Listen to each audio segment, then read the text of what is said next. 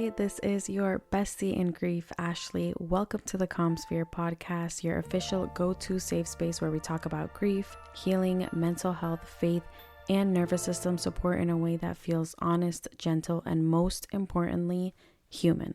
You don't have to have it all together when you're here. You just have to show up, and I'm really glad you chose to do so today. Okay, so before we get into anything today, I want to take a second and just talk to you, not at you. I want to talk with you because if you clicked on this episode, I already know something about you. You're tired, like really, really tired, not the kind of tired that a good night of sleep fixes, the kind that lives in your chest, that tired that just makes you wake up in the morning and feel the weight of everything before your feet even hit the floor. Let's get this straight. I know that tired. I have lived that tired. I lost my sister, and when I say that grief brought me to my knees, I mean that in the most literal, non-poetic way possible.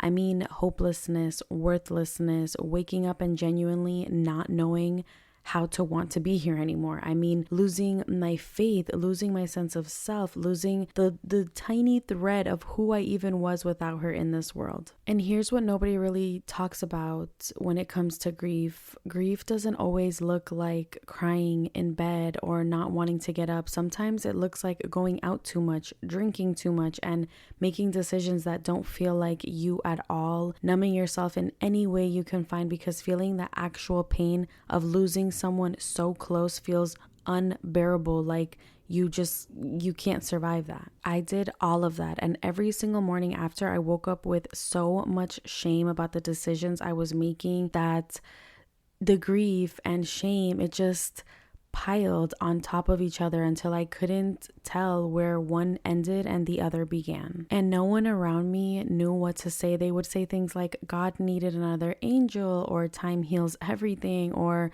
my personal least favorite was everything happens for a reason. And I want to say this gently but clearly. Those things are not true. God does not take people from us. Time does not heal grief.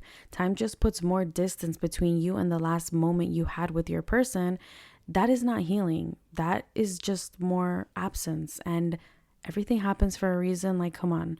Like, seriously, that asks you to find meaning in something that can feel completely meaningless. So sometimes someone is just gone, and you're allowed to say that. If anyone has ever said those things to you, I want you to know that you're not wrong for feeling like those words were more hurtful than helpful. You're not ungrateful. You're just a person who needed the truth, and you got hit with a bunch of cliches instead. So that's why I'm here.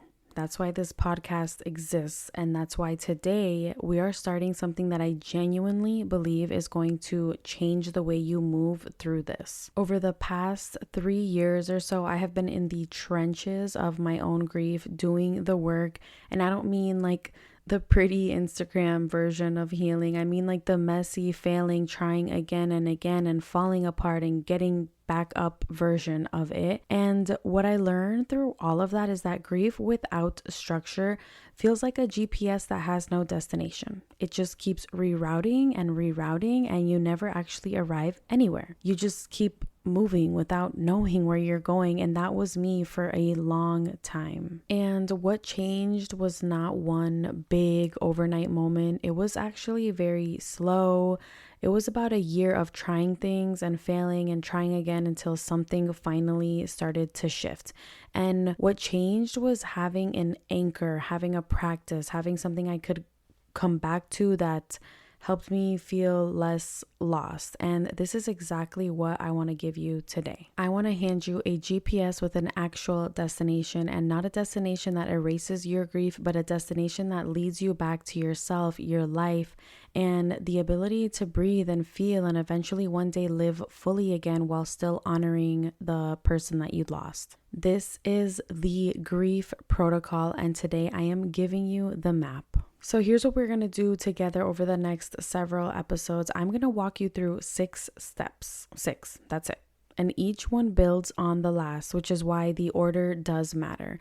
I'm not going to dump everything on you today. That is not how healing works. And honestly, that is not how I roll. What I am going to do is to just introduce you to each step, give you just enough to understand why it's there and what it's going to do for you. And then in each episode that follows, we go deeper on one step at a time. So think of today as the moment before the journey starts. You're looking at the map, you're getting your bearings, you're getting your footing, and then the next episode is where we actually start walking. Okay, so here are your 6 steps. Step 1. I call it come home to yourself. This is where everything begins before we can do anything else, before we can process a single emotion or heal a single wound. Your nervous system needs to feel safe. That's not a luxury. That is a requirement. So listen to this. When you are deep in grief, your body is in survival mode. Your nervous system is running on high alert basically all the time, and you cannot think clearly. You cannot feel your emotions safely, and you can't heal from a place of constant fight or flight. It's like trying to have a calm conversation in the middle of a fire alarm going off. Step 1 is about turning down that alarm and just regulating your nervous system so your body knows it is okay to be still. This step uses breath work, grounding, and simple daily practices that take minutes, not hours, because I know you're busy and I know life doesn't stop for grief, and I designed this with that in mind. Step 2. This one's called feel it to heal it. Okay, I know that phrase sounds like something on a motivational poster, but stay with me because this step is actually one of the most important and most skipped parts of grief. Grief lives in the body, not just in the mind. It lives in your chest, in your throat, your stomach, your shoulders. And when we numb ourselves, when we drink or scroll or stay busy every second of every day, we are not getting rid of the grief. We are just postponing it, and it sits in the body and it waits. So step 2 is about learning to feel where grief actually lives in you. Somatically, physically, this is not about torturing yourself with your pain. It is about learning to be with it instead of running from it, because you can't heal what you will not feel. And I say that as someone who spent a very long time running. Moving on, step 3, silence the spiral. This is one for the overthinkers like me. The ruminators, the ones who wake up at 3 a.m. replaying conversations and asking what if and why on a loop that never actually answers anything. I see you. I have been you. I sometimes am still that person. Step 3 is where we work with the mind. And yes, this is where meditation comes in, but not the kind you're probably picturing. I'm not going to tell you to sit in perfect silence and clear your thoughts, because honestly, that's just not realistic when you're grieving.